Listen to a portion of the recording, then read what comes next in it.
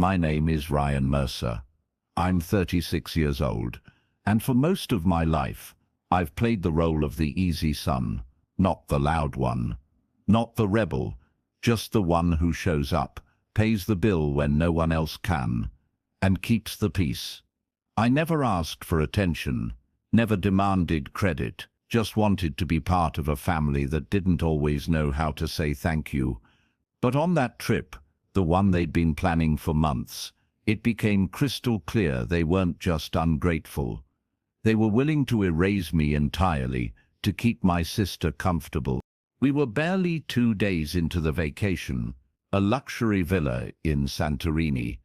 Overlooking the sea, I'd paid for the upgrades, the driver, the private chef. Quietly. No one asked me to. I just wanted everyone to enjoy themselves. But that morning at breakfast, I made a mistake. I spoke up. I mentioned how my sister, Beth, had borrowed $5,000 from Mom last month and never paid it back. Not to embarrass her, just to ask if she was ever planning to return it, because Mom had quietly come to me to cover her rent. Again, Beth exploded, said I was always trying to make her look bad, said I was jealous of her bond with Mom. But the worst part, my mother didn't defend me. She turned, looked me straight in the eyes and said, "Stop ruining the trip with your drama. Just leave if you're going to start things." That was it. No questions, no effort to understand, just blame, handed to the one person who had done everything to make this trip happen. I didn't raise my voice. I didn't cry. I just stood up, walked to my room, and started packing. No one followed. No one stopped me. They thought I was being emotional, that I'd come crawling back with an apology. What they didn't realize was that almost every luxury they were enjoying had been arranged, paid for, booked, or upgraded by me. As I zipped up my suitcase, I logged into the booking accounts. I saw the spa appointments, the private wine tour, the boat charter scheduled for Saturday, all under my name, all authorized through my cards. I didn't cancel anything, not yet. I just turned off auto-authorization, and I walked out of that villa with a calm they didn't expect. Because sometimes the best way to show people your value is to let them feel your absence. I left without slamming the door. No dramatic exit, no final speech. Just the quiet sound of wheels over tile and the front gate clicking shut. I didn't take a flight home.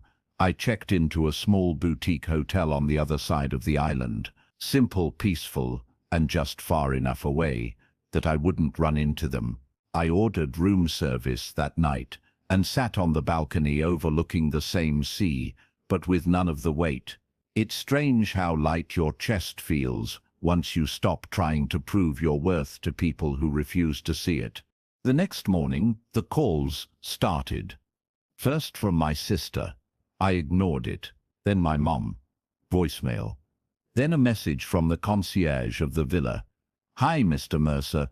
Just confirming the boat charter has been cancelled due to authorization issues. Please let us know if you'd like to reschedule or provide alternate payment." That was the moment it began to sink in for them. That all the things they'd bragged about online, all the luxuries they believed were gifts from the universe, were actually just quiet offerings from the son they told to leave. I got a message from Beth. "Seriously, you cancelled everything just because you got your feelings hurt?" I didn't reply, because this wasn't about hurt feelings. This was about finally withdrawing energy from a system that drained me.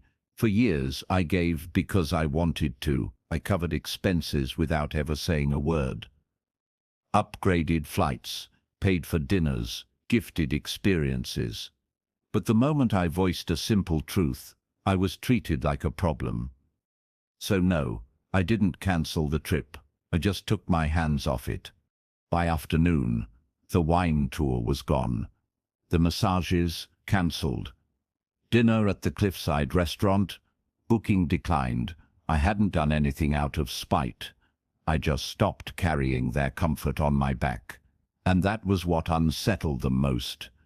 They weren't used to consequences. They were used to me being dependable, forgiving, invisible. Now I was gone, and so was the illusion. That night, my mum sent a long message.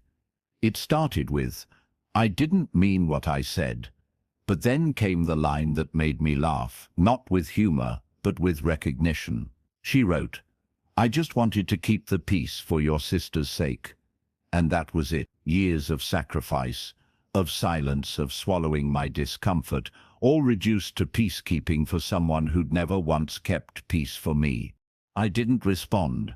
I closed my phone, sat back, and let the stillness of the night wrap around me. For the first time in years, I wasn't the problem. I was just the absence, and they were finally learning what that felt like. By day 3, the group chat had turned chaotic. Messages were coming in rapid bursts, some angry, some apologetic, most confused. Why are we locked out of the villa chef service? Does anyone have the new confirmation for the sunset dinner? Ryan, can you please just help us fix this? I sat at a small cafe near the coast, sipping coffee while reading every message with the kind of calm that comes only after years of being overlooked. They weren't reaching out because they missed me. They were reaching out because the structure was falling apart. The same structure they had mocked, dismissed, and taken for granted. My sister sent a voice note that started off annoyed, then shifted to panic. "We don't know how to get the driver to the winery. The reservation system says it's restricted to your name." That's when it hit her. I didn't just pay for the extras. I arranged the foundation. I had built the entire itinerary they were now scrambling to understand. I didn't reply. Instead, I logged into the concierge portal, flagged all outstanding services as pending reauthorization, and logged out. I wasn't trying to ruin their vacation. I had simply removed the part of me they only respected when it served them. Letting people feel your absence isn't about being vindictive. It's about creating space for them to see what they never took the time to value. Later that evening, my mom tried again. "I didn't realize you were involved in so many details. If I had known, I wouldn't have asked you to leave." That line sat with me. If I had known, as if my value depended on her knowledge, not my character, as if she would have only defended me if I had proven I was useful. But I didn't want to be defended for what I did. I wanted to be respected for who I was. I remember walking down to the docks alone that night. There were other tourists, other families, all smiling, taking photos, enjoying the kind of peace I had tried to create for my family. But unlike them, I was finally free.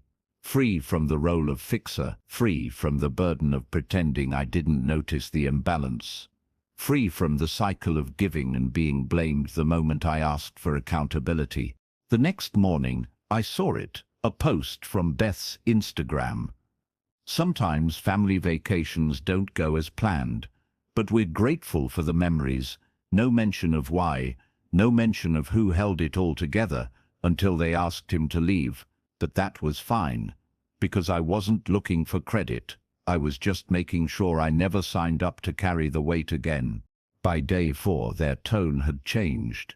The anger had worn off, replaced by awkward silence and subtle remorse. They stopped asking for favors and started sending just checking-in messages, as if pretending nothing had happened would rewind the clock. But I wasn't interested in pretending. I wasn't angry. I was clear, and clarity has a way of making people uncomfortable, especially those who benefit from your confusion. My mom sent a photo that morning. It was of her standing on the balcony of the villa, alone, the sea behind her. The caption simply said, "Wish you were here." I looked at it for a moment, then locked my phone, not out of spite, but because that photo wasn't for me. It was for the guilt she had begun to feel. She wasn't trying to rebuild the relationship. She was trying to undo the consequences, and I wasn't going to rescue her from that. Beth, on the other hand, had gone quiet. No rants, no sarcastic messages, just silence. I knew what that meant. She was spinning a story in her head, one where she still came out the victim. I'd seen her do it 100 times. She couldn't admit she had crossed a line, because that would mean letting go of the role she'd always played, the favored one, the misunderstood one, the one everyone tiptoed around, but I wasn't tiptoeing anymore. I had walked away, fully.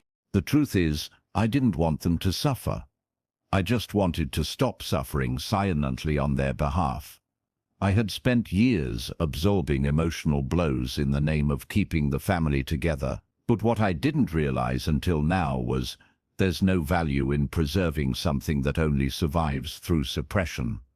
The version of family they were trying to protect was never one where I was truly seen. It was one where I was silently useful. Later that day, I went sailing. Just me and a small rented boat. No itinerary, no obligations. Just wind, salt and space. The kind of space I'd never allowed myself before. I realized then that I had been so focused on not being a burden to them, that I never asked whether they had become a burden to me. And once I asked that question, the answer was loud, yes. I wasn't gone forever, but I was done showing up the same way. From this point forward, if they wanted me in their lives, they'd have to meet me on level ground. No more begging for basic respect, no more covering for their silence with extra effort. They could book their own trips, carry their own weight, and fix their own messes, because I was no longer the family's quiet engine. I was something else now. Someone who understood the power of walking away, not to punish, but to protect the version of myself I had spent a lifetime overlooking. It was the day after they returned home, when the real apology came, via email. Not a phone call, not a knock on my door, just a neatly written, emotionally filtered message from my mum. "I've had time to think," it began. "And I realize I made the mistake of keeping peace at the cost of your dignity. That wasn't right. You deserved better." She didn't mention Beth. She didn't try to justify the outburst. She just acknowledged what I had always hoped someone would, that I had been treated like a problem, simply for telling the truth. But it came too late. Not because I hadn't wanted it, but because it no longer held power. The man who once would have clung to that apology, starved for recognition, had already made peace without it. And when you no longer need the apology, you can finally decide what to do with it. I didn't respond right away. I gave it space, not to punish her, but to show myself I had changed. Beth, on the other hand, stayed silent. No apology, no explanation. And I expected none. For some people, accountability feels like annihilation. They'd rather lose you than admit they were wrong. And I had finally accepted that her silence wasn't confusion. It was strategy. She knew what she did. She just hoped it would fade if she ignored it long enough. I didn't hold on to resentment, but I also didn't let it pull me back in. I stopped showing up every dinner. I stopped answering every call. I let the distance exist and made peace with it. Because sometimes healing doesn't mean reconciliation. It just means releasing yourself from the responsibility of fixing everything. I started investing more in the people who showed up for me without conditions. Friends who had nothing to gain but offered kindness anyway. Co-workers who checked in during the trip fallout, not to gossip but to see if I was okay. They reminded me of what healthy love looks like. Not performance, not obligation, just respect. Quiet, consistent, real. By then, I had rebuilt something inside me. Not ego, but balance. Not revenge, but self-worth. And that's when I realized my exit from that villa wasn't the end of something, it was the beginning. The beginning of a life where I didn't have to buy my seat at the table. I could build my own and decide who gets to sit beside me. In the weeks that followed, something strange happened. I didn't miss them, not in the way I thought I would. I missed the idea of them, the memory of what I wished our family had been, but the real version, the one built on quiet dismissals and conditional love, that version held no power over me anymore. I wasn't walking around wounded. I was walking around awake. People talk about freedom, like it's a moment, some grand escape. But for me it was slower than that. It was not checking my phone every hour to see if they needed something. It was making weekend plans that didn't revolve around covering for someone else's crisis. It was not feeling guilty for choosing me. Every small decision I made for myself, without explanation, without compromise, felt like a breath I didn't realize I had been holding for decades. My mum started asking to see me more often, and I did see her on my terms. We met for coffee in neutral spaces, no long family dinners, no emotional setups, just truth. I listened to her talk, I nodded when appropriate, and I spoke my mind without shrinking. She noticed it. "You seem steadier," she said once. I smiled and replied, "I am. I finally stopped trying to earn what should have been given." Beth never reached out, not once. She remained frozen in whatever version of the story she needed to tell herself to feel right. And that was fine. I didn't need her to validate anything, because the real closure wasn't in her apology, it was in my decision to stop hoping she'd offer one. Forgiveness, I realized, wasn't about letting her back in. It was about letting myself out of the cycle of expectation. The old family group chat slowly died. A cousin made a new one. Smaller, lighter, without the same weight of performance. It included people who showed up, not people who demanded. For the first time in my life, I didn't feel like I had to perform to belong. I could just exist, and that was more healing than any apology could have ever been. And through all of it, I kept remembering that moment, standing in that Santorini villa, suitcase in hand, being told to leave. It had felt like a slap at the time. Now, it felt like a gift, because being asked to leave a table where you were never truly welcomed is the first step toward building one that honors who you are. I think about that trip sometimes, not with bitterness, but with clarity. I remember the sea, the smell of salt in the air, the way the sun hit the white walls of the villa. It was beautiful, but behind that beauty was the lesson I didn't know I needed. I didn't ruin that vacation. I didn't destroy anything. I just stopped pretending. And when I left, the real cracks showed. Not because I broke something, but because I stopped holding it together. There's a strange peace that comes when you no longer need people to believe your version of the story. For so long, I had begged quietly, subtly, for someone to say, "You're right," or even just, "We see you." But once I stopped needing that, I started to feel whole again. Turns out self-worth doesn't live in the approval of others. It lives in the decision to stop shrinking for people who only love your usefulness. Today, I don't carry resentment. I carry wisdom. I no longer show up where I'm merely tolerated. I don't fund gatherings that run on silence, and I certainly don't keep relationships alive out of guilt. The people in my life now, they're here because they choose me, not what I provide. Mom and I speak occasionally, carefully, respectfully, but the hierarchy is gone. She no longer expects me to bend, and I no longer try to win a role that was never mine. And Beth, she remains a ghost, still the center of her own story, still protected by the silence of those who prefer comfort over truth. I've made peace with that. Some stories are meant to continue without you. If you've ever been the one blamed for ruining the peace by telling the truth, this is for you. You didn't ruin anything. You revealed it. You exposed what was fragile, what was fake, what only worked when you stayed small. And walking away from that doesn't make you cruel. It makes you free. The trip didn't fall apart because I left. It fell apart because they never respected the one who built it. And once I realized that, I never booked them anything again.